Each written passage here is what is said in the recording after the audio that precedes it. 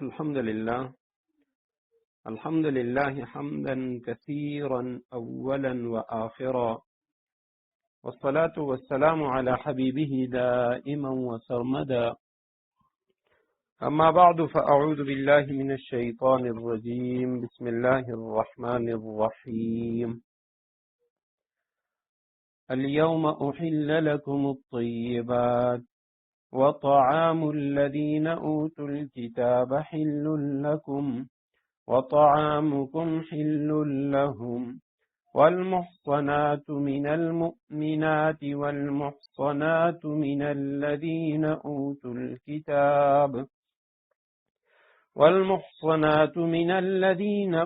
الكتاب من قبلكم إذا آتيتموهن أجورهن محصنين غير مسافحين ولا متخذي أخدان، ومن يكفر بالإيمان فقد حبط عمله وهو في الآخرة من الخاسرين. صدق الله العظيم. اللهم صل على محمد النبي الأمي وعلى آله وأصحابه وبارك وسلم. رب اشرح لي صدري ويسر لي أمري واحلل عقدة من لساني يفقهوا قولي رب زدني علما.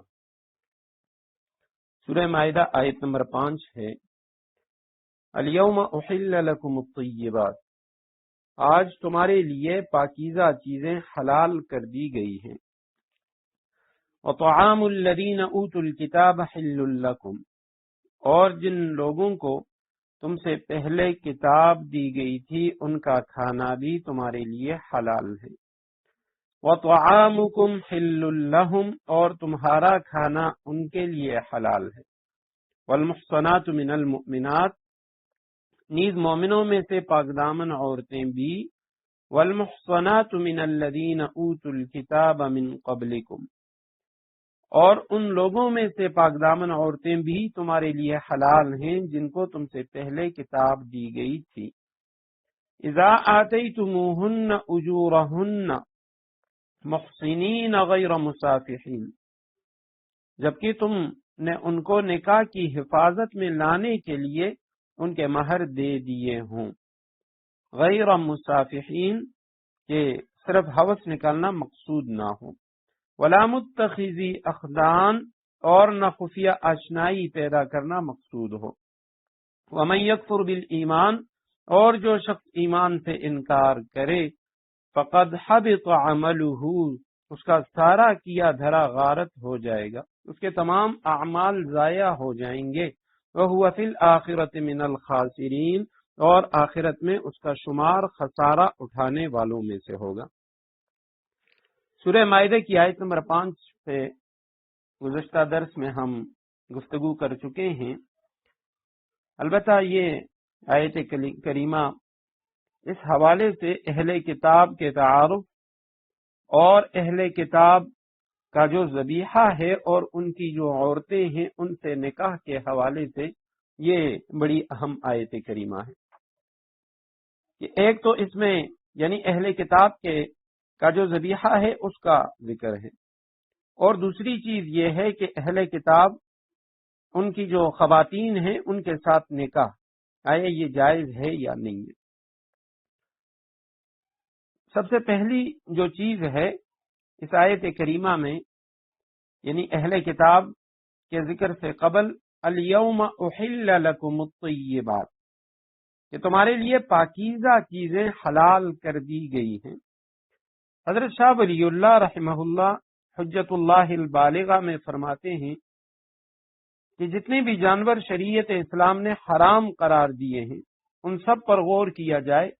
تو سمٹ کر یہ سب 2 اصولوں کے تحت آ جاتے ہیں. کیونکہ ان سے پہلی آیت نمبر 3 میں، آیت نمبر 4 میں جو حرام جانور ہیں ان کا ذکر تھا. تقریباً 9 قسم کے جانوروں کا تذکرہ ہم نے پڑھا کہ یہ تمہارے لیے حرام ہے. اس کے بعد پھر شکاری جو جن جانوروں کا شکار کیا جاتا ہے تو ان کا تذکرہ تھا. تو حضرت شاہ ولی اللہ رحمہ اللہ فرماتے ہیں یہ سب دو اصولوں کے تحت آتے ہیں کہ جن کو شریعت نے حرام قرار دیا ہے۔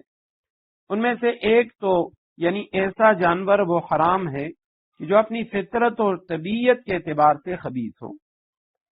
یہ پہلا اصل ہے۔ اور دوسرا اصل یہ ہے کہ اس کے ذبح کا طریقہ غلط ہو، جس کا نتیجہ یہ ہوگا کہ وہ ذبیحہ بجائے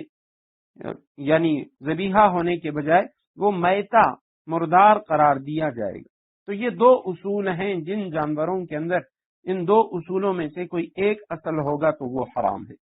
یا تو فطرت و طبیعت کے حوالے سے خبیث ہو اور یا اس کا ذبح کا طریقہ وہ ٹھیک نہ ہو۔ اور اسی میں سورہ مائدہ میں 9 چیزوں کے بارے میں ہم پڑھ چکے ہیں، ان میں خنزیر کا ذکر تھا۔ تو خنزیر یہ قسم اول میں شامل ہے، یعنی فطرت و طبیعت کے اعتبار سے یہ خبیث جانور ہے، اور اسی وجہ سے شریعت کے اندر اس کا گوشت، اس کے بال، اس کی ہڈیاں وغیرہ وغیرہ جسم کا ایک ایک ذرہ وہ سب حرام ہے، اس سے فائدہ اٹھانا وہ جائز نہیں ہے۔ اور اس کے بعد جو باقی چیزیں ہیں اسی طرح یعنی بندر ہے وغیرہ وغیرہ، تو یہ وہ جانور ہیں کہ جو اپنے اصل کے اعتبار سے خبیث ہیں، ان کو اگر ذبح بھی کر دیا جائے تب بھی یہ حلال نہیں ہوتے۔ تو اس میں تمام یعنی وہ جانور کہ جن کے افعال اور آثار سے ان کا خبیث ہونا یا ان کی طبیعتوں سے محسوس ہوتا ہو کہ اس کے اندر یہ خباثت موجود ہے، تو ایسے تمام جانور وہ حرام ہیں، جتنے بھی درندے ہیں۔ اور یہی وجہ ہے رسول اللہ صلی اللہ علیہ وسلم سے جب بھیڑیے کے متعلق ایک صحابی نے سوال کیا کہ یا رسول اللہ کیا یہ حلال ہے، تو آپ صلی اللہ علیہ وسلم نے فرمایا کہ کیا کوئی انسان اس کو کھا سکتا ہے؟ اسی طرح دیگر بہت سارے جانور ہیں جن کی خصلت کے اندر ایذا رسانی ہے، چیزوں کو اچٹ لینا ہے، سانپ ہے، بچھو ہے، چپکلی ہے، مکھی یا چیل، باز وغیرہ، تو یہ تمام جانور جو ہیں یہ حرام ہیں۔ اور اسی طرح جانوروں کے حوالے سے، پرندوں کے حوالے سے نبی علیہ السلام نے ایک اصل بھی بتایا، ایک قاعدہ بتایا کہ آسانی کے لیے کہ کون سے درندے، کون سے جانور ان کا گوشت حرام ہے اور کون سے پرندے ان کا گوشت حرام ہے اور باقی کا حلال ہے۔ تو یہ ضابطہ آپ صلی اللہ علیہ وسلم نے بیان فرمایا کہ ہر وہ درندہ جانور جو دانتوں سے یعنی پھاڑ کھاتا ہو، جیسے شیر ہے، بھیڑیا ہے، اس کو زیناب کہا گیا حدیث میں، تو ایسے جو جانور ہیں وہ حرام ہیں۔ یعنی درندوں میں سے جو چیرنے پھاڑنے والے جانور ہیں، دوسرے جانوروں کا شکار کرتے ہیں، تو وہ حرام ہیں۔ اور پرندوں میں وہ جانور جو اپنے پنجے سے شکار کرتے ہیں، باز، شکرا وغیرہ، تو یہ سب حرام ہیں۔ تو یہ ایک اصل ہے کہ بھئی درندوں میں سے چیرنے پھاڑنے والے درندے، پرندوں میں سے پنجوں سے شکار کرنے والے پرندے یہ حرام ہیں، یا ایسے جانور کہ جن کی طبیعت میں خست، ذلت یا نجاسات کے ساتھ ملوث ہونا پایا جائے، اور اس میں چوہا یا مردار خور جو جانور ہیں یا گدا وغیرہ، تو یہ سب اس کے اندر آ جاتے ہیں۔ تو اس آیت کریمہ کے اندر جو پہلی چیز جو بیان ہوئی کہ احل لکم الطیبات، تمہارے لیے پاکیزہ چیزیں وہ حلال کی گئی ہیں، اس کا خلاصہ یہ ہے کہ جن جانوروں کو شریعت اسلام نے حرام قرار دیا ان میں سے ایک قسم تو وہ ہیں جن میں ذاتی طور پہ خبث پایا جاتا ہو، دوسری قسم وہ ہے کہ ان کی ذات میں کوئی خباثت تو نہیں ہے، مگر جانوروں کے ذبح کرنے کا جو طریقہ اللہ تعالی نے مقرر کیا ہے اس طریقے سے ان کو ذبح نہیں کیا گیا۔ اب خواہ وہ سرے سے ان کو ذبح ہی نہیں کیا گیا ہو، جیسے جھٹکا مار کر یعنی اسے مارا جاتا ہے یا چوٹ کے ذریعے اسے مارا جاتا ہے، تو یہ وہ طریقے ہیں کہ یعنی اس میں ذبح ہی نہیں ہے، یا جو مشینی ذبح یورپ و امریکہ کے اندر جو رائج ہے، تو ان سب کو علماء نے لکھا ہے کہ یہ ذبح کی شرائط اس میں موجود نہیں ہے، لہذا ایسا جانور حلال ہونے کے باوجود اس کا یہ ذبح کا طریقہ ٹھیک نہیں ہے، لہذا اس کا کھانا مسلمان کے لیے جائز نہیں ہے۔ اب اس کے بعد جو دوسری چیز ہے وَطَعَامُ الَّذِينَ أُوتُوا الْكِتَابَ حِلٌّ لَّكُمْ وَطَعَامُكُمْ حِلٌّ لَّهُمْ، دوسرا مسئلہ ہے اہل کتاب کا کھانا وہ تمہارے لیے حلال ہے اور تمہارا کھانا ان کے لیے حلال ہے۔ اب یہاں پہ دو جملے آ گئے، اہل کتاب کا کھانا تمہارے لیے حلال، تمہارا کھانا ان کے لیے حلال۔ تو سب سے پہلی جو چیز ہے یہاں اہل کتاب سے مراد ہونے کہ بھی اہل کتاب کون لوگ ہیں کہ جن کا کھانا وہ ہمارے لیے حلال، ہمارا کھانا ان کے لیے حلال۔ اور اسی طرح آیت کریمہ کے دوسرے ٹکڑے میں آئے گا کہ والمحصنات من الذین اوتوا الکتاب، اہل کتاب کی جو خواتین ہیں ان سے نکاح کرنا بھی تمہارے لیے جائز ہے۔ تو اہل کتاب سے یہ تو یعنی ظاہر ہے کہ اس سے مراد ہر وہ شخص نہیں ہو سکتا کہ جس کے پاس کسی قسم کی کوئی کتاب ہو یا کوئی ورقہ اس کے پاس موجود ہو، کوئی مخطوطہ موجود ہے، بلکہ امت کا اس پر اتفاق ہے کہ اہل کتاب سے مراد وہ لوگ ہیں کہ جن کے پاس کوئی آسمانی کتاب موجود ہے، اور وہ آسمانی کتاب ایسی ہو جس کی تصدیق قرآن نے کی ہو، کہ قرآن نے اس کی تصدیق کی ہو، ایسی کتاب جیسے تورات، انجیل اور زبور، موسیٰ علیہ السلام کے صحائف، ابراہیم علیہ السلام کے صحائف۔ اب یہ تو اللہ سبحانہ و تعالیٰ کی طرف سے آسمانی کتابیں ہیں، لیکن اب ان میں تورات اور انجیل یہ دو ایسی ہیں کہ جن کے ماننے والے وہ ہمارے سامنے ہیں، یہود و نصارہ۔ باقی اصل زبور یا موسیٰ علیہ السلام کے صحائف کو ماننے والے یا ابراہیم علیہ السلام کے صحائف کن لوگوں کے پاس ہیں، کن شکل میں ہیں، کیونکہ قرآن اس کی کوئی تصدیق نہیں کرتا۔ تو اس لیے اہل کتاب سے مراد صرف اور صرف یہود و نصارہ ہوں گے، اس کے علاوہ وہ قومیں اہل کتاب میں داخل نہیں ہوں گی کہ جن کے پاس کتاب تو ہے لیکن قرآن و سنت کی یقینی ذرائع سے ان کی کتابیں وہ ثابت نہیں ہے کہ یہ آسمانی کتابیں، جیسے مشرکین مکہ یا مجوس ہیں یا بت پرست جو ہندو ہیں، ہندوؤں کے پاس کتابیں ہیں، بدھ مت والوں کے پاس کتابیں ہیں، سکھوں کے پاس کتابیں ہیں، اور اسی طرح زرتشت کے ماننے والے ان کے پاس کتابیں ہیں۔ تو یہ جو لوگ ہیں یہ اہل کتاب میں شامل نہیں ہوں گے، اہل کتاب میں صرف اور صرف یہود و نصارہ۔ اور بعض لوگوں کو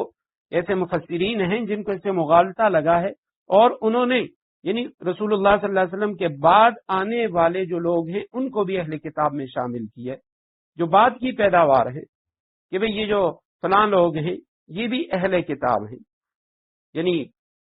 اہل تشیع کو یا اس طرح کے دیگر لوگوں کو ان کو اس میں شامل کیا ہے۔ تو علماء نے لکھا صرف اور صرف یہود و نصارہ یہ اہل کتاب ہیں۔ باقی جو فرقے ہیں کچھ تو ایسے ہیں جو اسلامی فرقے ہیں، اور کچھ ایسے ہیں جو دائرہ اسلام سے خارج ہیں، لہذا ان کو اہل کتاب نہیں کہا جا سکتا۔ اب دوسرا معاملہ یہ ہے کہ قرآن نے جن لوگوں کو اہل کتاب کہا ہے انہی کے بارے میں قرآن میں جا بجا یہ بھی ارشاد فرمایا گیا کہ یہ لوگ اپنی آسمانی کتابوں میں تحریف کرتے ہیں، یحرفون الکلم عن مواضع، اس کے بعد والے رکوع میں پھر آ جائے گی یہ آیت کریمہ۔ اور اسی طرح سورہ توبہ میں ہے قالت الیہود عزیر ابن اللہ، یہودی کہتے ہیں عزیر اللہ کا بیٹا ہے، عیسائی کہتے ہیں مسیح اللہ کا بیٹا ہے۔ اب یہ تو کھلم کھلا شرک ہے، بالکل واضح شرک ہے، لیکن اس کے باوجود قرآن نے ان لوگوں کو یہودی کہا یا عیسائی کہا۔ اور اسی طرح یہ بعد والے رکوع میں آیت کریمہ آئے گی کہ یہ یہودی اور نصرانی کہتے ہیں نحن ابناء اللہ و احباء، الیاذ باللہ ہم اللہ کے اولاد ہیں، اللہ کے بیٹے ہیں۔ تو اب یعنی اس طرح واضح شرک کرنے کے باوجود قرآن نے ان کو یہودی کہا یا عیسائی کہا، تو اس لیے علماء لکھتے ہیں کہ بھئی وہ یہودی یا وہ عیسائی کہ جو کسی بھی آسمانی کتاب کے قائل ہوں، یعنی یہودی تورات کے اور عیسائی جو ہیں وہ انجیل کے قائل ہوں اور اس کے اتباع کرنے کے دعوے دار ہوں، اللہ سبحانہ و تعالیٰ کو مانتے ہوں، باقی وہ یعنی جتنی بھی گمراہیوں میں جا پڑے ہوں لیکن وہ لوگ اہل کتاب شمار ہوں گے، اگرچہ وہ اپنی کتاب میں تحریف بھی کر رہے ہیں، شرک بھی کر رہے ہیں، سب کچھ، لیکن یہ جو لوگ جو دعویٰ کرتے ہیں کہ ہم اللہ کو ماننے والے، اس کتاب کو ماننے والے، تو بزعم خویش وہ کہتے ہیں کہ ہم اس کی اتباع بھی کرتے ہیں، تو یہ لوگ اہل کتاب میں شامل ہیں۔ اس کے علاوہ وہ لوگ جو صرف نام کے یہودی یا نصرانی ہوں اور در حقیقت وہ دہریے ہوں، وہ اس میں شامل نہیں ہوں گے۔ یعنی اگر مردم شماری میں یا گورنمنٹ کے کاغذات میں وہ لوگ اپنے آپ کو یہودی کہتے ہیں یا اپنے آپ کو عیسائی کہتے ہیں، کرسچین کہتے ہیں، لیکن حقیقتاً وہ اللہ سبحانہ و تعالیٰ کی ذات کے بھی قائل نہیں ہے، اللہ کو نہیں مانتے، نہ کسی مذہب کے قائل ہیں، دہریے ہیں، تو ایسے جو لوگ ہیں یہ یہودی یعنی اہل کتاب شمار نہیں ہوں گے۔ اگرچہ ان کا یعنی یہ دعویٰ ہو، لیکن وہ اللہ سبحانہ و تعالیٰ کی ذات کے منکر ہیں، لہذا یہ اہل کتاب نہیں ہے۔ اب تیسری چیز یہ آ جاتی ہے کہ یہ اہل کتاب کے طعام سے، طعام الذین اوتوا الکتاب سے کیا مراد ہے؟ تو علماء کرام فرماتے ہیں طعام سے مراد ان کا ذبیحہ ہے، ان کا ذبح کیا ہوا گوشت ہے۔ باقی جو کھانے ہیں، کھانے پینے کی خشک جو چیزیں ہیں، تو چنا، چاول، پھل فروٹ وغیرہ، تو یہ یعنی اہل کتاب کی اس میں کوئی تخصیص نہیں ہے۔ جس شخص سے بھی لے، کسی بھی کافر سے، کیونکہ اس میں ذبح کی کوئی بات نہیں ہے، اس پہ اللہ کا نام لینے کی کوئی بات نہیں ہے، لہذا وہ استعمال کر سکتے ہیں۔ چوتھی بات یہ آ جاتی ہے کہ بھئی اہل کتاب کا ذبیحہ یہ کیوں حلال ہے، اور اس کے مقابلے میں باقی جو مشرک کافر ہیں ان کا ذبیحہ کیوں حرام ہے؟ حالانکہ جس طرح یہ لوگ مشرک ہیں، قرآن کہہ رہا ہے کہ یہ انہوں نے شرک کا ارتکاب کیا، اسی طرح باقی مشرکین بھی ہیں، ان کا ذبیحہ حرام ہے اور ان کا ذبیحہ وہ حلال ہے۔ اس کی وجہ علماء نے یہ لکھی ہے کہ تمام کفار میں سے اہل کتاب یعنی یہود و نصارہ، ان کا جو ذبح کا طریقہ ہے وہ آج بھی اسی طرح ہے جس طرح یعنی قرآن نے ہمیں حکم دیا ہے کہ یہ ذبیحہ پر اللہ کا نام لینا عقیدتاً ضروری سمجھتے ہیں، اور اس کے بغیر یہ جانور کو مردار، میتہ، ناپاک و حرام سمجھتے ہیں۔ اور اسی طرح جس طرح مسلمانوں کے ذبح کا طریقہ ہے، اسی طرح ان کے ذبح کا طریقہ بھی ہے، اور آگے نکاح کا ذکر بھی آئے گا، وہاں بھی یہی بات ہے۔ اس کی وجہ اور حکمت بھی یہی ہے کہ جس طرح مسلمانوں کے اندر جن عورتوں سے اسلام میں نکاح حرام ہے، ان کے مذہب میں بھی ان سے نکاح حرام ہے، اور جس طرح اسلام میں نکاح کا اعلان گواہوں کے سامنے ہونا ضروری ہے، اسی طرح ان کے مذہب کے اندر بھی یہی احکام یہ موجود ہیں۔ تو اس لیے کہا کہ بھئی ان کی جو عورتیں، ان سے نکاح بھی تمہارے لیے جائز ہے اور ان کا ذبیحہ بھی جائز ہے۔ تو اب اس کا خلاصہ یہ ہے کہ بھئی صحابہ، تابعین اور اسلاف امت کا اس میں کوئی اختلاف نہیں ہے کہ اہل کتاب کا اصل مذہب زمانہ نزول قرآن میں بھی یہی تھا کہ جس جانور پر غیر اللہ کا نام لیا جائے یا قصداً اللہ کا نام چھوڑا جائے وہ حرام ہے۔ اور اسی طرح نکاح میں بھی حلت و حرمت میں اہل کتاب کا اصل مذہب موجودہ زمانے تک یعنی اکثر چیزوں میں اسلامی شریعت کے مطابق ہے۔ البتہ اس کے خلاف کچھ چیزیں اہل کتاب میں پائی جاتی ہیں، ان کے ذبیحے میں یا اگر ان کے نکاح کے حوالے سے، تو مفسرین کرام فرماتے ہیں وہ جاہل عوام کے اغلاط ہیں، اور یہ یہودیوں یا عیسائیوں کا اصل مذہب نہیں ہے۔ تو لہذا اگر اس طرح کچھ ان میں چیزیں آ جاتی ہیں تو وہ ان کے اصل مذہب کی طرف منسوب نہیں ہوں گی۔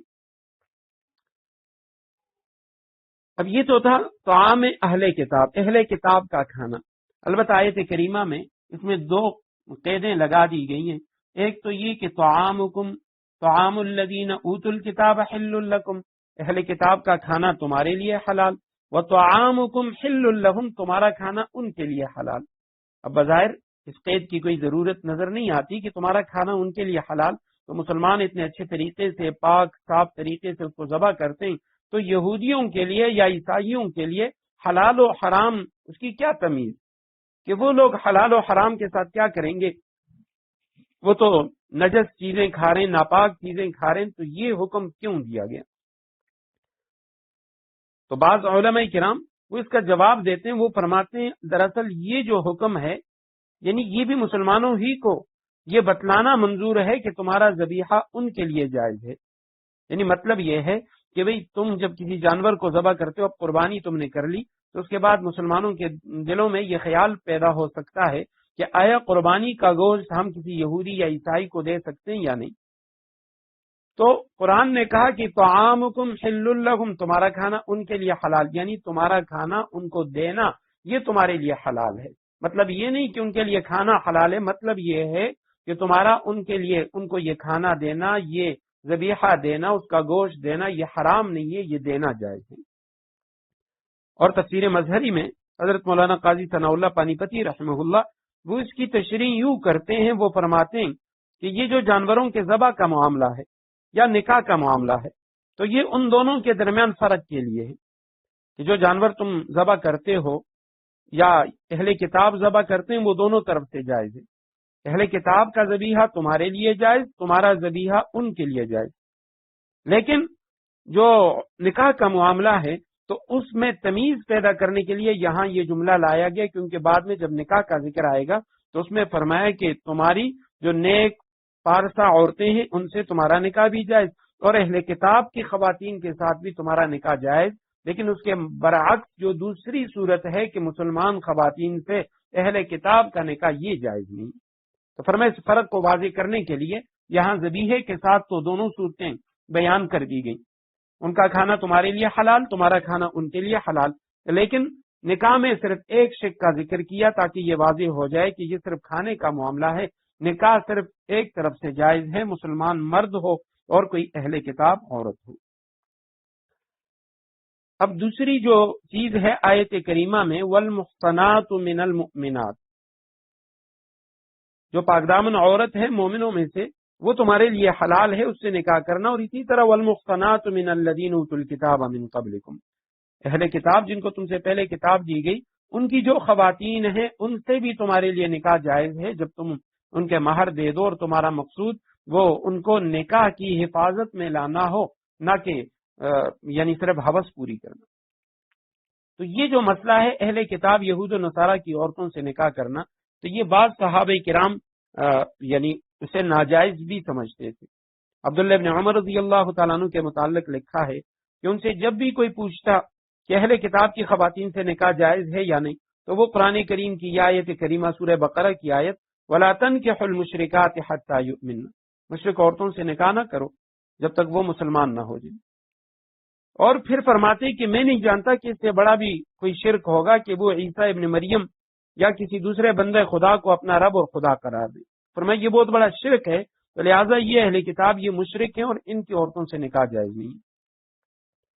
اسی طرح دیگر بھی یعنی کئی واقعات عبداللہ بن عمر رضی اللہ تعالیٰ عنہ کے نقل کیے گئے،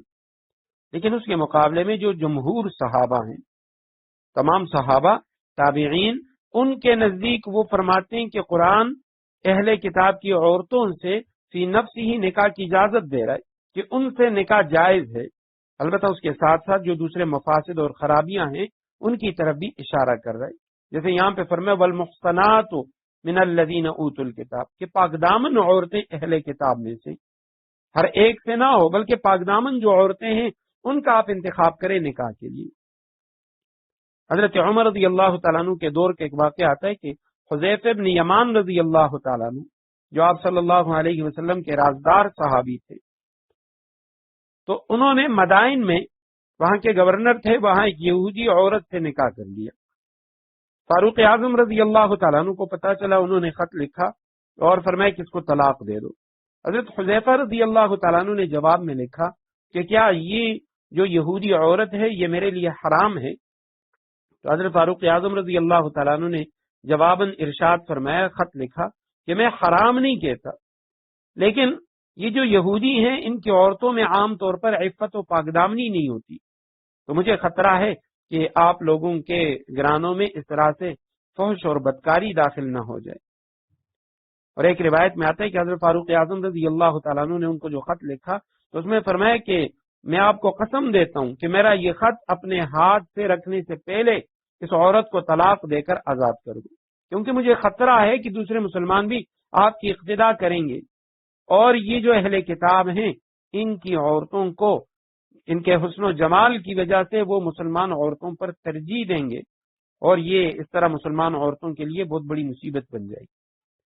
لیکن حضرت عمر رضی اللہ تعالیٰ عنہ نے فرمایا میں یہ نہیں کہتا کہ یہ حرام ہے، لیکن اشارہ فرما دیا کہ اس میں دوسرے جو مفاسد ہیں، خرابیاں ہیں، ان خرابیوں کی وجہ سے میں اسے اچھا نہیں سمجھتا۔ یہی وجہ ہے عبداللہ ابن عباس رضی اللہ تعالیٰ عنہ ان کا قول ہے کہ یہ جو قرآن نے کہا کہ اہل کتاب کی خواتین سے نکاح جائز ہے، فرماتے ہیں اس سے مراد ذمی عورتیں، یعنی کسی اسلامی مملکت میں رہنے والی جو اہل کتاب ہیں ان کی جو لڑکیاں ان سے نکاح جائز ہے۔ جو دارالحرب والی ہیں، کفرستان میں رہنے والی جو یہود و نصارہ کی خواتین، فرمایا ان سے نکاح جائز نہیں ہے۔ امام اعظم ابو حنیفہ رحمہ اللہ، احناف امام ابو حنیفہ کے ماننے والے، وہ فرماتے ہیں کہ اہل کتاب نکاح تو سب سے جائز ہے، لیکن جو کفرستان والے ہیں، دارالاسلام سے جو باہر ہیں، کسی اسلامی ملک کے علاوہ کسی اور ملک کے جو اہل کتاب ہیں ان سے نکاح یہ مکروہ ہے۔ اور حضرت سعید ابن مسیب رحمہ اللہ، حسن بصری رحمہ اللہ، وہ فرماتے ہیں کہ تمام اہل کتاب کی خواتین، چاہے وہ کسی اسلامی ملک میں ہوں یا غیر اسلامی ملک میں ہیں، ان کا اپنا ملک ہے، جدھر بھی ہوں، سب سے نکاح جائز ہے، کیونکہ قرآن کریم نے جو یہ حکم دیا ہے تو یہ مطلق ہے، اس میں کوئی قید نہیں ہے۔ البتہ یہاں جو اصل مسئلہ ہے وہ یہ ہے کہ قرآن اس طرف اشارہ کر رہا ہے، جس طرح اس آیت کریمہ میں ہے الیوم احل لکم الطیبات، کہ آج تمہارے لیے، اب، اور آیت کریمہ یہ نازل ہوئی ہے سن 10 ہجری میں، اس موقع پہ جب اسلام ہر طرف پھیل گیا۔ اب جو اہل کتاب تھے یہود و نصارہ، تو لازماً ان کی حیثیت وہ ذمیوں والی ہو گئی۔ تو علماء لکھتے ہیں کہ اس سے اصل جو مقصود ہے وہ یہ ہے کہ اگر کوئی ایسی صورت ہو کہ جہاں کوئی مسلمان وہ کسی اہل کتاب یہود و نصارہ کی کسی لڑکی سے نکاح کر رہا ہے، اور اس میں یہ ہو کہ وہ جو مسلمان ہے وہ مؤثر ہو، یعنی وہ غالب ہو، اسلامی ملک کے اندر ہے تو وہ غالب ہوگا، تو لہٰذا وہ جو لڑکی ہے وہ متاثرہ ہوگی، یعنی وہ اپنے شوہر سے اثر قبول کرے گی، تو لہٰذا اس کے لیے اس لڑکی سے نکاح کرنا جائز ہے، کیونکہ اس وجہ سے ہو سکتا ہے وہ لڑکی مسلمان ہو جائے، اور اگر نہ بھی ہوگی تو کم از کم اس کی جو اولاد ہے وہ خراب نہیں ہوگی۔ لیکن اگر اس کے برعکس دوسری صورت ہو کہ لڑکی وہ مؤثر ہو اور لڑکا متاثر ہو، یہودیوں کا ملک ہے، عیسائیوں کا ملک ہے، یا اس طرح کوئی یعنی آزاد ملک ہے جہاں پہ اب لڑکی جو ہے وہ مؤثر ہوگی کہ لڑکا اگر اسے نکاح کرتا ہے تو بجائے اس کے کہ وہ لڑکی مسلمان ہو، یہ لڑکا خدا نخواستہ ان کے دین پہ نہ چلا جائے، یا اس کی کل کی جو اولاد ہوگی تو وہ اسی ماں کے دین پہ ہوگی، تو اس صورت میں علماء نے لکھا ہے کہ اگرچہ اس سے نکاح کرنا ناجائز تو نہیں ہے لیکن مکروہ ضرور ہے، اور شرط یہی ہے کہ وہ لڑکی ہو اہل کتاب میں سے، صرف نام کی اہل کتاب نہ ہو بلکہ اللہ کو ماننے والی، اور حضرت موسیٰ، حضرت عیسیٰ علیہ السلام ان میں سے کسی ایک نبی کو ماننے والے ہوں، اور کتاب پر، آسمانی کتاب پر ان کا ایمان ہو، تو تب ان کے ساتھ نکاح جائز ہے۔ البتہ یہیں پہ عرض کروں کہ اس کے بعض حضرات اس پہ اعتراض کرتے ہیں، مستشرق حضرات، کہ بھئی اسلام نے کسی مرد کو اہل کتاب یہودی عورت سے یا نصرانی عورت سے نکاح کی اجازت دی ہے، لیکن اس کے جو مقابل والی صورت ہے کسی مسلمان عورت کو کسی یہودی مرد یا عیسائی مرد سے نکاح کی اجازت کیوں نہیں دی؟ جرمنی کے بہت بڑے یعنی عیسائیوں کے بہت بڑے عیسائی تھے، عالم تھے، بعد میں انہوں نے اسلام قبول کیا، اسد ان کا نام تھا۔ انہوں نے اپنا ایک واقعہ لکھا، بہت ساری پھر اسلام کی حقانیت پر اس نے کتابیں بھی لکھی۔ تو وہ کہتے ہیں ایک مرتبہ میں ٹرین میں سفر کر رہا تھا، میرے ساتھ ایک مسلمان تھا، بدو مسلمان، دیہاتی مسلمان۔ تو کہتے ہیں وہ کھانا لے کے آیا، اس نے مجھے کھانے میں شریک کیا، تو اس وقت میں نے اس سے یہ سوال کیا، تو کہتے ہیں اس نے مجھے بہت پیارا جواب دیا، اور وہ جواب اس نے یہ دیا، اس نے کہا کہ اگر کوئی عیسائی یا یہودی عورت کسی مسلمان کے گھر میں آئے تو وہ حضرت موسیٰ یا حضرت عیسیٰ کو ماننے والے، وہ مسلمان کے گھر آئے گی تو مسلمان بھی حضرت موسیٰ اور حضرت عیسیٰ علیہ السلام کو ماننے والے، لہٰذا وہ مسلمان کے گھر میں اپنے نبی کا ادب و احترام وہ مکمل دیکھے گی، لہٰذا اس کے لیے کوئی مسئلہ نہیں ہوگا۔ لیکن اس کے مقابلے میں اگر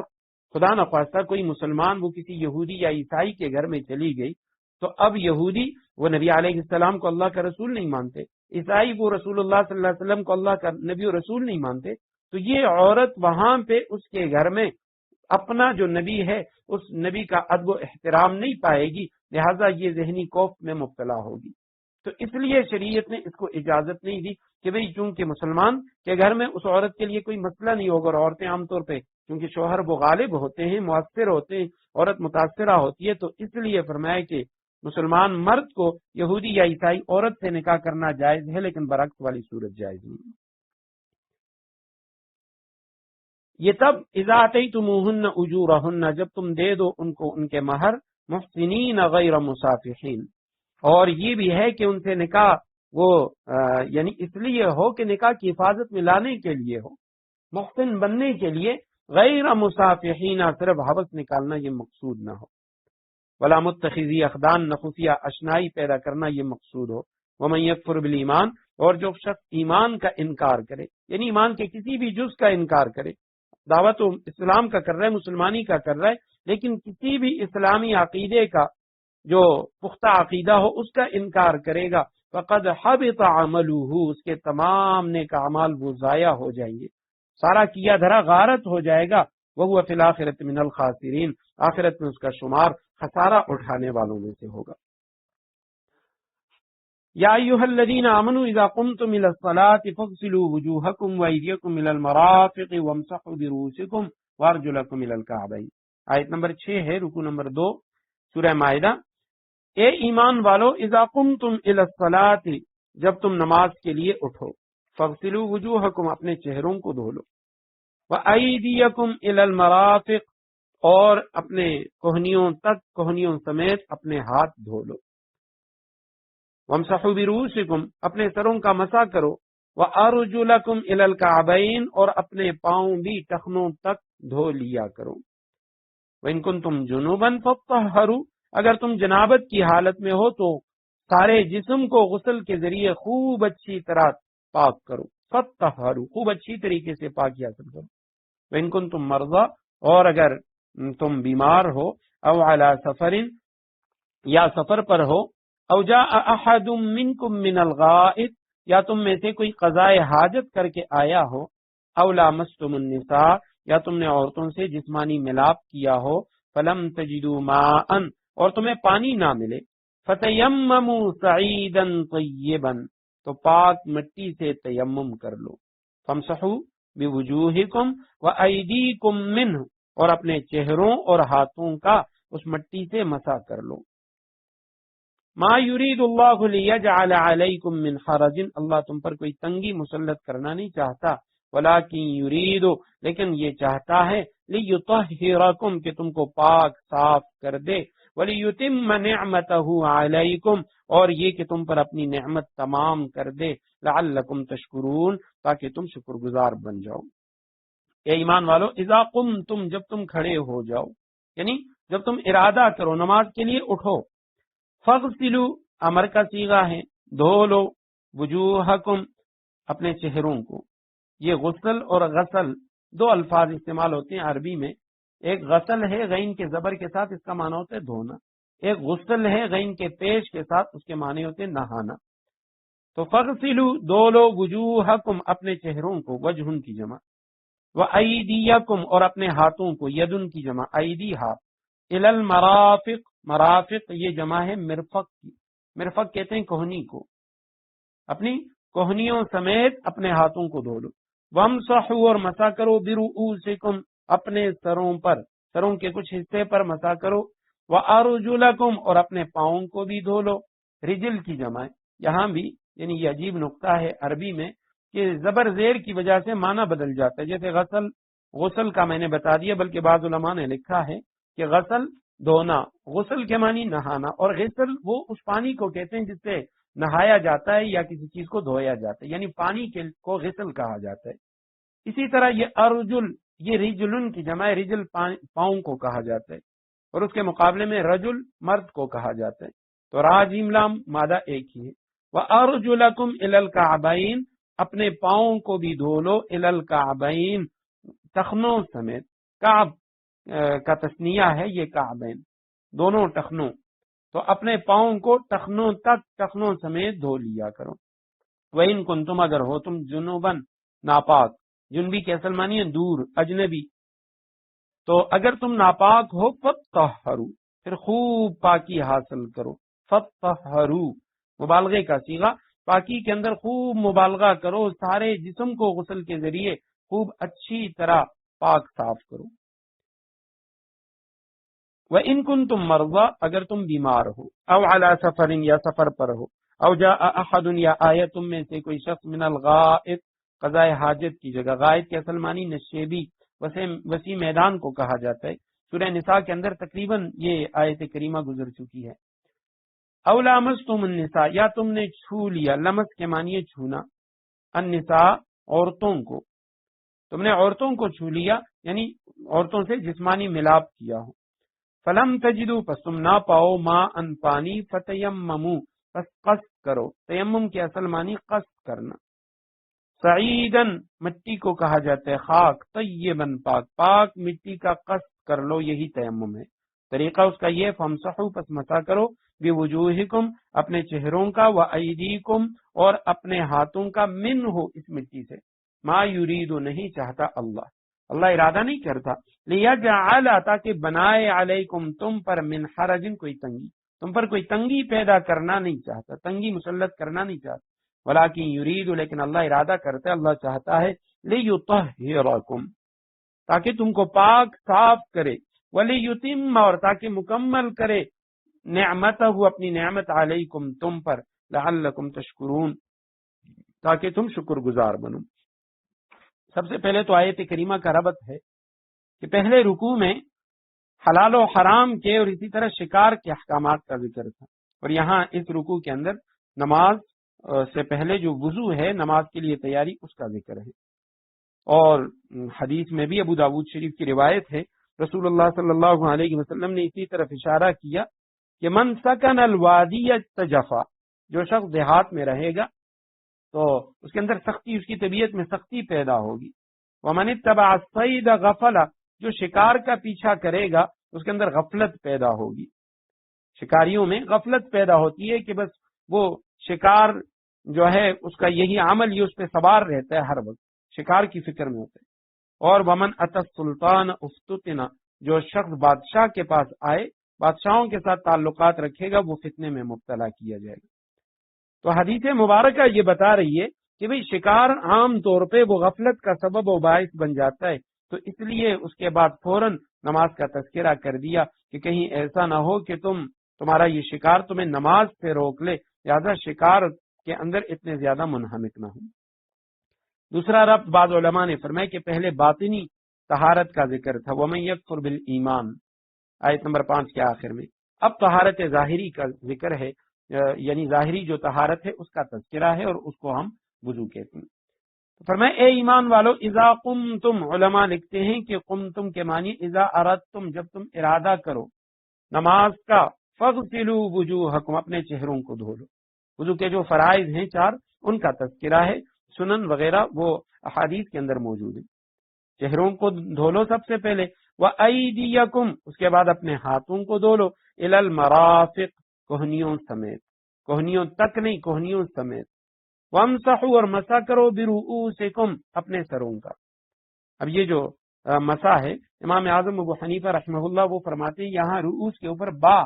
کا یہ حرف جر آیا ہوا ہے، اور اس کا مطلب یہ ہے کہ سر کے کچھ حصے کا مسح کرو، یعنی پورے سر۔ امام مالک رحمہ اللہ فرماتے ہیں پورے سر کا مسح کرنا یہ فرض ہے، لازم ہے۔ امام اعظم ابو حنیفہ رحمہ اللہ وہ فرماتے ہیں پورے سر کا مسح فرض نہیں ہے، بلکہ چونکہ قرآن نے برؤوسکم، با کا لفظ رؤوس پہ آیا ہے، تو اس کا مطلب یہ ہے کہ سر کے کسی حصے،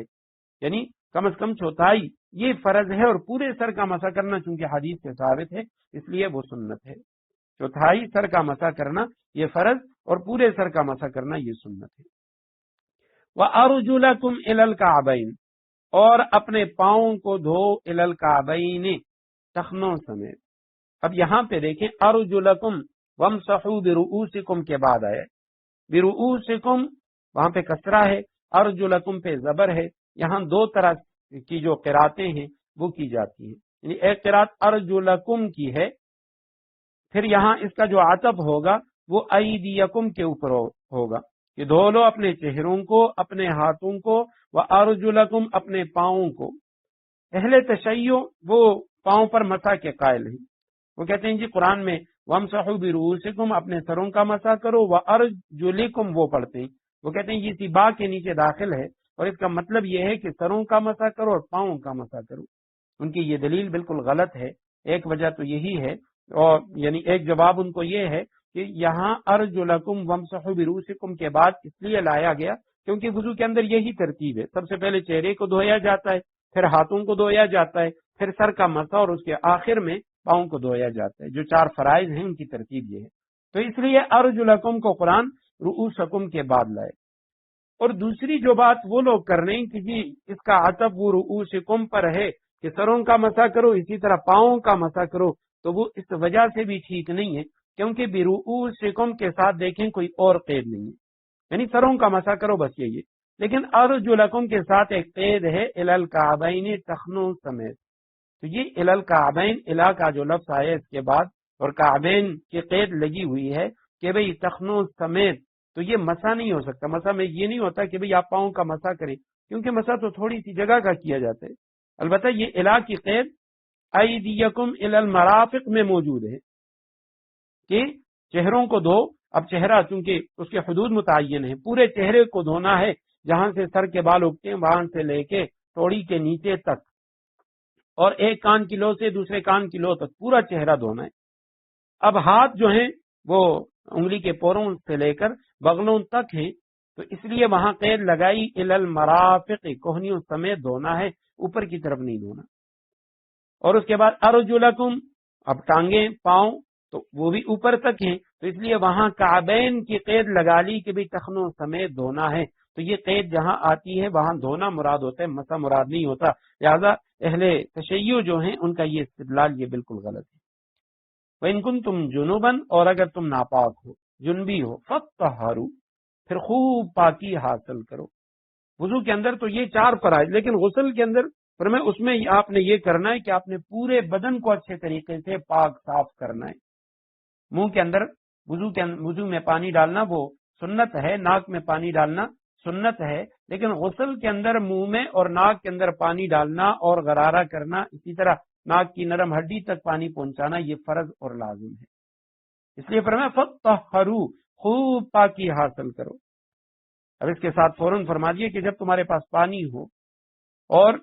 وہ بے وضوئی ہے یا جنابت ہے تو آپ غسل کر لیں گے،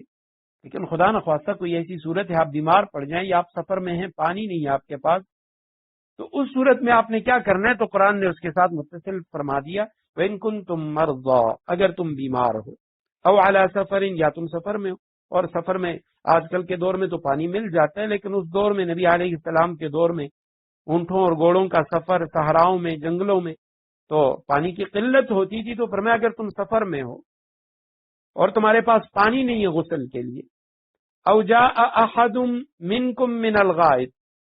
یا اسی سفر میں تمہارا کوئی شخص وہ نشیبی زمین سے آ گیا، یعنی قضاء حاجت کر کے وہ آ گیا، بے وضو ہو گیا، او لامستم النساء، یا تم نے عورتوں کو چھو لیا، یعنی صحبت کر لی، عورتوں سے جسمانی ملاپ کر لیا، اور اب ان صورتوں میں یا تو تم مریض ہو یا سفر میں ہو، اور یا فلم تجدوا ماء فتیمموا صعیدا طیبا، پس تم نہ پاؤ پانی، پس تم قصد کرو، تیمم کرو، تیمم کے معنی قصد کرو صعیدا طیبا، پاک مٹی کا، اور اس کا طریقہ بتا دیا فامسحوا بوجوہکم وایدیکم، اس میں تیمم میں چاہے وضو کے لیے کر رہے ہو یا غسل کے لیے کر رہے ہو، چہروں کا مسح کرنا ہے اور ہاتھوں کا مسح کرنا ہے۔ یہ دو یعنی فرائض ہیں تیمم کے اندر، ایک تو نیت وہ بھی لازم ہے، اور دوسری چیز 2 ضربیں، ضربۃ للوجہ، ایک ضربہ یعنی زمین کے اوپر ہاتھوں کا مارنا وہ چہرے کے لیے، اور ایک ضرب وہ دونوں ہاتھوں کے لیے، تو یہ تیمم کا طریقہ ہے۔ ما یرید اللہ، اللہ نہیں چاہتا، اللہ ارادہ نہیں کرتا لیجعل علیکم من حرج، کہ وہ تم پر تنگی کو مسلط کرے، اگر نہ اللہ سبحانہ وتعالی حکم دے سکتا تھا کہ ہر حال میں تم نے غسل ہی کرنا ہے، تم نے وضو ہی کرنا ہے، پانی ہو یا نہ ہو، تم بیمار ہو، جس طرح بھی ہو، لیکن تم نے وضو یا غسل کرنا ہے، فرمایا یہ تم تنگی میں مبتلا ہو جاتے۔ اب اللہ تمہیں تنگی میں بھی ڈالنا نہیں چاہتا، پھر ذہن میں ایک خیال آتا ہے کہ جب اللہ سبحانہ وتعالی تنگی میں ڈالنا نہیں چاہتا، اب پانی موجود نہیں ہے، تو پھر کیوں حکم دیا کہ تم تیمم کرو، پاک مٹی کا قصد کرو؟ فرمایا لاکن یرید، اللہ چاہتا ہے لیطہرکم، کہ وہ تمہیں پاک کر دے مٹی کے ذریعے سے، چونکہ یہ ایک ظاہری جسمانی نجاست تو ہے نہیں، باطنی نجاست ہے، تو لہذا اس نجاست کو اللہ سبحانہ وتعالی جس طرح پانی کے ذریعے دور کرتا ہے، اسی طرح پاک مٹی کے ذریعے بھی اللہ سبحانہ وتعالی اسے دور کر دیتا ہے۔ ایک تو اللہ کا یہ احسان کہ وہ تمہیں پاک کرنا چاہتا ہے، وَلِيُتِمَّ نِعْمَتَهُ، اور اللہ نے یہ مٹی کا قصد کرنا، تیمم کرنا، اس لیے بھی تمہیں سکھایا، تمہیں یہ حکم دیا لِيُتِمَّ نِعْمَتَهُ عَلَيْكَ، کہ اللہ سبحانہ وتعالی تم پر اپنی نعمت کو مکمل کرے۔ اس سے پہلے کسی قوم کے لیے تیمم کی اجازت نہیں تھی۔ نبی علیہ السلام نے فرمایا 6 چیزوں پہ اللہ سبحانہ وتعالی نے باقی انبیاء پر مجھے فضیلت عطا کی ہے، ان میں ایک یہ کہ جب پانی نہ ہو تو تم تیمم کرو، اور اس لیے کہ لعلکم تشکرون، تاکہ نعمتوں پر تم شکر ادا کرو، کہ نعمت کے بعد شکریہ ادا کرنا یہ لازم ہے۔ تو اس آیت کریمہ کے اندر وضو کا ذکر ہے، وضو سے متعلق احکامات ہیں اور وضو کے فضائل مشہور ہیں، ہم سنتے رہتے ہیں کہ بھئی یہ جو وضو کے اعضاء ہیں یہ قیامت کے دن روشن ہوں گے، آپ صلی اللہ علیہ وسلم انہی اعضاء کے چمک کی وجہ سے اپنی امت کو پہچانیں گے، اور فرمایا وضو کرنے والے کے سر پہ اللہ سبحانہ و تعالیٰ کی رحمت کی چادر ہوتی ہے۔ امام غزالی رحمہ اللہ ان کا فرمان ہے، وہ فرماتے ہیں کہ وضو سے پہلے اور وضو کے بعد تم اپنے قلب پہ، اپنے دل پہ نظر ڈالو، تمہیں واضح فرق محسوس ہوگا کہ پہلے اگر تم کسی پریشانی میں ہو، تم نے وضو بنا لیا، وضو کے بعد دیکھو تو اللہ سبحانہ و تعالیٰ اس پریشانی کو ختم کر دیتے ہیں یا اس کو کم کر دیتے ہیں، ذہن پہ وہ بوجھ نہیں رہتا۔ اسی طرح فرمایا باوضو مرنے والا وہ شہید ہوتا ہے، تو رسول اللہ صلی اللہ علیہ وسلم نے باوضو رہنے اس کی بھی تاکید فرمائی۔ اور یہاں پہ آیت کریمہ میں اگر ہم غور کریں وضو کے متعلق تو باقی سنن وہ تو احادیث کے اندر اس کا تذکرہ موجود ہے، لیکن جو فرائض ہیں وضو کے وہ 4 ہیں، اور اس میں بھی بلکہ سنن کے حوالے سے ایک بات کی عادت کروں، ایک نقطہ علماء نے جو علمی نکات لکھے ہیں اس میں وضو کے حوالے سے، کہ اب فرائض تو یہ 4 ہیں وضو کے اندر، چہرے کا دھونا، ہاتھوں کا دھونا، سر کا مسح اور پاؤں کو دھونا، لیکن اس سے پہلے اگر ہم دیکھیں تو پہلے ہاتھوں کو کلائیوں تک دھویا جاتا ہے، پھر منہ میں پانی ڈالا جاتا ہے، پھر ناک میں پانی ڈالا جاتا ہے، یہ سنت اعمال۔ اب ان کو فرائض سے پہلے کیوں رکھا ہے؟ تو بعض حضرات فقہا وہ فرماتے ہیں یہ اس لیے تاکہ پانی کی جو پاکیزگی ہے اس کا پتہ لگانا یہ ضروری ہے، کیونکہ پاک پانی سے وضو ہوگا، پاک پانی سے غسل ہوگا، ناپاک پانی سے وضو یا غسل نہیں ہو سکتا۔ اب پانی کی جو پاکیزگی ہے اس کا پتہ وہ 3 چیزوں سے لگتا ہے، اس کی رنگت سے، اس کے ذائقے سے یا اس کی بو سے۔ تو جب ہاتھ دھوتے ہیں، ہاتھ دھونے کے لیے پانی ہم نے لیا اپنے ہاتھوں میں تو اس سے ہمیں رنگت کا پتہ چل جاتا ہے، اور اس کے بعد منہ میں ڈالنے سے اس کے ذائقے کا پتہ چل جاتا ہے، ناک میں ڈالنے سے اس کے بو کا پتہ چل جاتا ہے۔ تو لہٰذا جب اس میں کوئی اور رنگت نہیں ہے، کوئی ذائقہ نہیں ہے، کوئی بو نہیں ہے تو پتہ چلا کہ یہ پاک پانی ہے، لہٰذا اب اس کے ساتھ جو فرائض ہیں، چہرہ اسے دھونا شروع کرو، ہاتھوں کو دھو، سر کا مسح کرو اور پاؤں کو دھو۔ اور پھر ان 4 اعضاء میں بھی جو وضو کے 4 فرائض ہیں، ان میں 2 جو اعضاء ہیں وہ علم کے ذرائع ہیں اور 2 جو ہیں وہ عمل کے ذرائع ہیں۔ سر اور چہرہ یہ ذرائع علم ہیں، چہرے کے اندر آنکھیں ہیں، اسی طرح زبان ہے، کان ہے، اس کے ذریعے ہم یعنی سنتے بھی ہیں یا بولتے بھی ہیں، علم حاصل کرنے کے یہ ذرائع ہیں حواس۔ اور اسی طرح یعنی سر کے اندر دماغ ہے تو اس کے ذریعے بھی بندہ علم حاصل کرتا ہے، سوچتا رہتا ہے، یا کان ہے تو کانوں کے ذریعے وہ سنتا ہے، علم حاصل ہوتا ہے اسے۔ اور جو 2 اعضاء ہیں ہاتھ اور پاؤں یہ عمل کے ذرائع ہیں، تو 2 علم کے ذرائع ان کو دھونا ضروری ہے اور 2 جو عمل کے ذرائع ہے ان کا دھونا ضروری ہے۔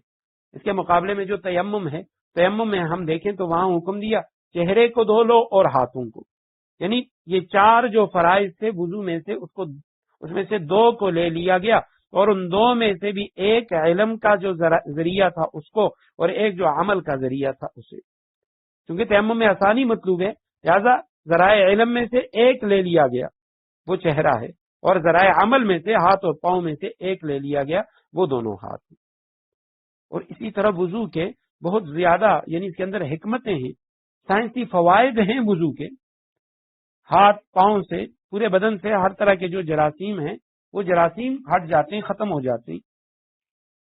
کلی کرنے سے کھانے کے جو ذرات منہ میں رہتے ہیں تو وہ ذرات نکل جاتے ہیں۔ اسی طرح ناک میں پانی ڈالتے ہیں تو پھیپڑوں میں ہوا کا جانا وہ ناک ہی کے ذریعے سے، آکسیجن کا جسم کو مہیا ہونا اس کا ذریعہ ناک ہی ہے، اس کی صفائی ہو جاتی ہے۔ اسی طرح گردن کا مسح ہے، باقی جو وضو کے اعضاء ہیں ان کا جو دھویا جاتا ہے، تو سب میں اللہ سبحانہ و تعالیٰ نے بڑی بڑی حکمتیں رکھی ہیں۔ ہمارے پاکستان کے بہت بڑے عالم جنہوں نے کئی کتابیں لکھی، انہوں نے اپنی کتاب میں ایک واقعہ لکھا کہ ہمارے ایک دوست تھے جو فرانس چلے گئے تھے اور وہاں پہ ایئرپورٹ پہ وضو کر رہے تھے، تو وضو کے دوران وہ کہتے ہیں کہ ایک آدمی مجھے بہت غور سے کھڑا دیکھ رہا تھا، تو میں نے محسوس کیا کہ بھئی یہ کیوں کھڑا ہے، کیوں مجھے غور سے دیکھ رہا ہے۔ تو جب میں نے وضو مکمل کیا تو کہتے ہیں اس نے مجھے بلایا، کہنے لگا تم کون ہو؟ میں نے کہا میں مسلمان ہوں۔ کہاں سے ہو؟ تو اس نے کہا میں پاکستان سے ہوں۔ تو اس نے کہا پاکستان میں پاگل خانے کتنے ہیں؟ تو کہتے ہیں اس نے بڑا عجیب جواب دی، مجھ سے سوال کیا، اب میرے پاس کوئی جواب تھا نہیں، تو میں نے کہا جی مجھے علم نہیں ہے، پتہ نہیں ہے کہ کتنے ہیں، لیکن اتنا میں جانتا ہوں کہ بہت کم ہوں گے۔ تو کہنے لگا، وہ شخص کہنے لگا ابھی یہ جو تم نے کیا یہ کیا کیا؟ تو کہتے ہیں میں نے کہا میں نے وضو کیا ہے۔ کہنے لگا روزانہ کرتے ہو؟ میں نے کہا ہاں روزانہ، بلکہ دن میں 5 بار کرتا ہوں۔ تو کہتے ہیں وہ بہت حیران ہوا اور وہ کہنے لگا کہ میں یہاں فرانس کے اندر مینٹل جو دماغی امراض ہیں اس کے جو ہسپتال ہیں میں اس کا سرجن ہوں، اور میں ہر وقت سوچتا رہتا ہوں، تحقیق کرتا رہتا ہوں کہ لوگ پاگل کیوں ہوتے ہیں۔ پھر کہتے ہیں میں نے کئی سال اس پہ لگا دی اور میں نے تحقیق کی ہے کہ انسان کا جو دماغ ہے اس سے سگنل وہ پورے جسم میں جاتے ہیں، اور ہمارے باقی جو اعضاء کام کرتے ہیں ان کو جو رہنمائی فراہم ہوتی ہے وہ دماغ کے ذریعے ہوتی ہے، اور ہمارا یہ جو دماغ ہے یہ اللہ سبحانہ و تعالی نے ایک سیال مادے کے اندر رکھا ہوا ہے جو اس کے اندر ہر وقت یعنی گھومتا رہتا ہے۔ اور پھر اس کے بعد کہنے لگے دماغ سے باریک رگیں وہ ریڑھ کی ہڈی ہماری گردن پشت کی طرف سے پورے جسم کو جاتی ہیں۔ تو کہتے ہیں میں نے یہ ریسرچ کی ہے کہ اگر یہ انسان کے گردن کے جو بال ہیں یہ بہت زیادہ بڑھا دیے جائیں اور گردن کی جو پشت ہے اس کو خشک رکھا جائے تو ان رگوں کے اندر کئی دفعہ یعنی خشکی پیدا ہو جاتی ہے، اور خشکی پیدا ہونے کی وجہ سے یہ جو رگ ہیں یہ سکڑ جاتے ہیں، اور اس وجہ سے دماغ کا باقی بدن سے جو رابطہ اور تعلق ہوتا ہے وہ ختم ہو جاتا ہے۔ کہتے ہیں یہی پاگل پن ہے، اور اسی شخص کو پاگل کہا جاتا ہے۔ دماغ تو اس کا ہوتا ہے لیکن یہ گردن کے پاس سے اس جگہ کے خشک ہونے کی وجہ سے وہ رگیں سکڑ جاتی ہیں، اور اس وجہ سے اس کے دماغ کا باقی بدن سے تعلق ختم ہو جاتا ہے۔ تو کہتے ہیں میں نے جب اس پہ یہ ریسرچ کی تو میں نے اس کا یہ علاج ڈھونڈا، اور میں نے کہا کہ ہمارے پاس جتنے بھی پاگل تھے تو ہم نے ان کا طریقہ علاج یہ سوچا کہ روزانہ ہم 4-5 مرتبہ ان کی جو گردن کی جو پچھلی طرف ہے گردن ہے تو اس کو ہم یعنی پانی کے ساتھ تر کرتے ہیں، اس کو دھو لیتے ہیں۔ تو اس طریقے سے کئی لوگ ان کو افاقہ ہوا، وہ ٹھیک ہو گئے۔ تو کہتے ہیں جب میں نے تجھے دیکھا تو نے گردن کا مسح کیا تو میں حیران ہوا کہ یہ طریقہ علاج تو میں نے دریافت کی ہے، تو یہ شخص ایسے کیوں کر رہا ہے؟ تو اس لیے کہتے ہیں میں نے تجھ سے یہ سوال کیا، اور کہتے ہیں وہ آخر میں کہنے لگا کہ جو لوگ اس طرح کرتے ہیں جیسے تم کر رہے ہو، یہ گردن کا مسح کرتے ہو، تو میں یعنی وثوق سے کہتا ہوں کہ ایسے لوگ کبھی پاگل نہیں ہو سکتے۔ اور مزید اس نے یہ کہا کہ اس مسح سے لو لگنا، گردن توڑ، بخار، ان چیزوں کا خاتمہ ہو جاتا ہے۔ تو یہ معمولی سے ایک سنت عمل، لیکن اللہ سبحانہ و تعالیٰ نے اس میں کتنی حکمتیں رکھی ہیں۔ اللہ سبحانہ و تعالیٰ نے فرمایا یہ چیزیں تمہیں اس لیے عطا کی لعلکم تشکرون، تاکہ تم اس کے شکر گزار بندے بن جاؤ، نعمتوں کی قدر کرنے والے۔ وَاذْكُرُوا نِعْمَتَ اللَّهِ عَلَيْكُمْ، آیت نمبر 7، یاد کرو اللہ سبحانہ و تعالیٰ کی ان نعمتوں کو، اللہ نے تم پر جو انعام فرمایا ہے اسے یاد کرو۔ وَمِيثَاقَهُ الَّذِي وَاثَقَكُم بِهِ، اور اسی طرح اللہ سبحانہ و تعالیٰ کے ساتھ جو تم نے میثاق کیا تھا، جو عہد کیا تھا، اس عہد کو بھی یاد کرو۔ اذ قلتم سمعنا، جب تم نے کہا تھا کہ سمعنا، ہم نے اللہ کے احکام کو اچھی طرح سن لیا ہے، وَأَطَعْنَا، اور اطاعت قبول کر لی ہے، وَاتَّقُوا اللَّهَ، اللہ سے ڈرتے رہو، ان اللہ علیم بذات الصدور، اللہ یقیناً سینوں کے بھید سے پوری طرح باخبر ہے۔ تو یہ اشارہ ہے وہ عہد الست کی طرف، عالم ارواح کے اندر بندوں نے اللہ سبحانہ و تعالیٰ کے ساتھ جو وعدہ کیا، فرمایا اسے یاد کرو، اللہ کی نعمتوں کو بھی یاد کرو جو اللہ نے دنیا میں تم پہ کی، اس کا شکر بھی ادا کرو، اور ساتھ اس میثاق کو بھی، واسقکم بھی، جو پختہ میثاق اللہ سبحانہ و تعالیٰ نے تم سے لیا تھا، کہ جب تم نے کہا تھا کہ ہم نے سن لیا اور ہم نے اطاعت قبول کر لی ہے، تو لہذا اللہ سے ڈرو اور یاد رکھو کہ اللہ سبحانہ و تعالیٰ سینوں کے بھید سے پوری طرح باخبر ہے۔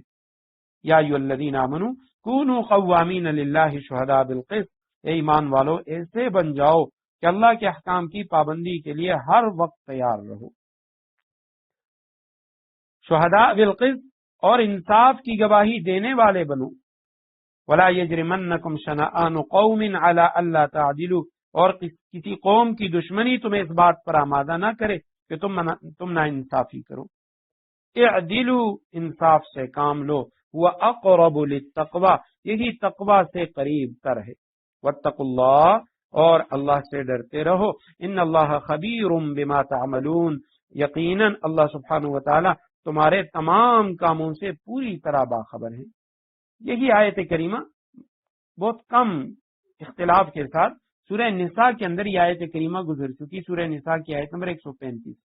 یا ایھا الذین آمنوا کونوا قوامین بالقسط شہداء للہ، یہاں کونوا قوامین للہ شہداء بالقسط، وہاں کونوا قوامین بالقسط شہداء للہ،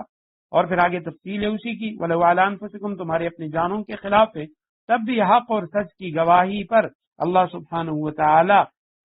کے احکام کی پابندی میں کھڑے ہو جاؤ، چاہے تمہارے اپنے خلاف ہے، والدین کے خلاف، یا اعزاء و اقارب کے خلاف ہے، کسی مالدار کے خلاف ہے، یا فقیر کے خلاف ہے۔ فَلَا تَتَّبِعُوا الْهَوَىٰ أَن تَعْدِلُوا، فرمایا خواہشات نفس کی پیروی نہ کرو۔ تو یہاں فرمائے کہ کونوا قوامین للہ شہداء بالقسط، اللہ کے احکام کی پابندی کے لیے ہر وقت تیار رہو، اور شہداء بالقسط، انصاف کی گواہی دینے والے بنو۔ کسی قوم لا یجرمنکم، تمہیں آمادہ نہ کرے، وہاں بھی یہ لفظ گزر چکا۔ شنآن قوم، کسی قوم کی دشمنی، کسی قوم کا بغض، اس بات پہ اللہ تعدلوا، ان لا تعدلوا، اس بات پر کہ تم عدل نہ کرو، تم انصاف نہ کرو، اعدلوا، عدل کرو، انصاف کرو، یہ تقوی کے بہت زیادہ قریب ہے۔ اللہ سبحانہ و تعالیٰ سے ڈرو، اور اللہ سبحانہ و تعالیٰ تمہارے تمام کاموں کو دیکھ رہا ہے۔ یہاں حضرت مفتی شفیع رحمہ اللہ انہوں نے تھوڑی سی تشریح اس آیت کریمہ کی ہے شہادت کی، کہ یہ جو سچی گواہی ہے تو اس سے کبھی بھی پیچھے نہیں ہٹنا چاہیے، سچی گواہی دینی چاہیے۔ البتہ ساتھ ساتھ انہوں نے اس بات کی بھی تشریح لکھی ہے کہ جس طرح قرآن نے سورہ بقرہ میں وہاں فرمایا تھا وَلَا يُضَارَّ كَاتِبٌ وَلَا شَهِيدٌ، کہ بھئی سچی گواہی دینا یہ تو لازم اور واجب ہے، لیکن ساتھ ساتھ جو گواہی دینے والا ہے اس کو بھی نقصان نہ پہنچایا جائے۔ میں جس طرح آج کل ہماری عدالتوں میں جو سچے گواہ ہیں وہ شاذ و نادر ہی ملتے ہیں، اور جو سمجھدار شریف آدمی ہے وہ کبھی بھی کسی واقعے کو دیکھتا ہے، اس کے باوجود وہ گواہی نہیں دیتا، اسے پتہ ہے کہ بھی پھر یعنی میں ہی پھنس جاؤں گا، اور طرح طرح سے مجھے وکیلوں کے جو سوالات ہیں ان کے جوابات دینے پڑیں گے، اور آخر کار مجھے جھوٹا ثابت کیا جائے گا۔ تو فرمایا سچی گواہی دینا یہ لازم ہے تم پر، لیکن ساتھ ساتھ حکومت سے بھی یہ کہا گیا، مسلمانوں کے حکمرانوں سے بھی یہ کہا گیا کہ بھئی تم جو گواہ ہے، گواہی دینے والا ہے، تو اس کو نقصان نہ پہنچاؤ۔ اور ساتھ ساتھ مفتی شفیع رحمہ اللہ فرماتے ہیں شہادت یا گواہی، اس کا مفہوم صرف یہی نہیں کہ جو مقدمات یا خصومات ہیں اس میں کسی جج کے سامنے گواہی دینا، فرمایا شہادت یہ اس کا بہت وسیع مفہوم ہے، یعنی کسی بیمار کو جو ڈاکٹری سرٹیفکیٹ ہے یا یہ دینا کہ بھئی یہ ڈیوٹی ادا کرنے کے قابل نہیں ہے، یا یہ نوکری کرنے کے قابل نہیں ہے، یہ بھی ایک گواہی ہے۔ اور اسی طرح امتحانات میں طلبہ کے پرچوں پر نمبر لگانا، یہ بھی ایک شہادت ہے کہ اگر جان بوجھ کر بے پرواہی کرے گا، نمبروں میں کمی بیشی کرے گا تو یہ جھوٹی گواہی دینے والا ہے، اور یہ عمل سخت گناہ ہے۔ اسی طرح فرمائے اسمبلیوں اور کونسلوں وغیرہ کے جو انتخابات ہیں اس میں کسی امیدوار کو ووٹ دینا، یہ بھی شہادت ہے کہ بندہ گواہی دے رہا ہے کہ ہمارے نزدیک یہ شخص اپنی استعداد اور قابلیت کے اعتبار سے، دیانت و امانت کے اعتبار سے یہ قومی نمائندہ بننے کے قابل ہے، یہ بھی گواہی ہے۔ اور اسی طرح حضرت فرماتے ہیں کہ یہ اسمبلیوں اور کونسلوں کے جو انتخابات ہیں اس کی از روئے قرآن ایک دوسری حیثیت وہ شفاعت یا سفارش کی بھی ہے، کہ ووٹ دینے والا وہ یہ سفارش کرتا ہے کہ فلاں امیدوار کو یہ نمائندگی دی جائے، کہ میں اس کی سفارش کر رہا ہوں کہ یہ اس کا مستحق ہے، اہل ہے۔ اور اسی طرح یہ جو ووٹ ہیں، الیکشن ہیں، اس کی ایک اور حیثیت وہ فرمایا وکالت کی بھی ہے، کہ ووٹ دینے والا اس امیدوار کو اپنی نمائندگی کے لیے وکیل بناتا ہے، یہ میری طرف سے وکیل ہے اچھے اور برے کا۔ اور مفتی شفیع رحمہ اللہ فرماتے اس کا نتیجہ یہ ہے کہ یہ امیدوار اپنی کارکردگی کے 5 سالہ دور میں جو بھی غلط اور ناجائز کام کرے گا ان سب کا وبال ووٹ دینے والے کو پہنچے گا۔ اور یہ بات بھی فرمایا غلط ہے کہ بعض لوگ وہ کیا کرتے ہیں، وہ ووٹ ہی نہیں ڈالتے، جو نیک لوگ ہیں وہ ووٹ نہیں ڈالتے کہ جی یہ سارے ایسے۔ فرمایا اس صورت میں کیا ہوتا ہے، جو غیر مستحق ہے، کوئی یعنی غیر سنجیدہ شخص یا اس طرح کی جو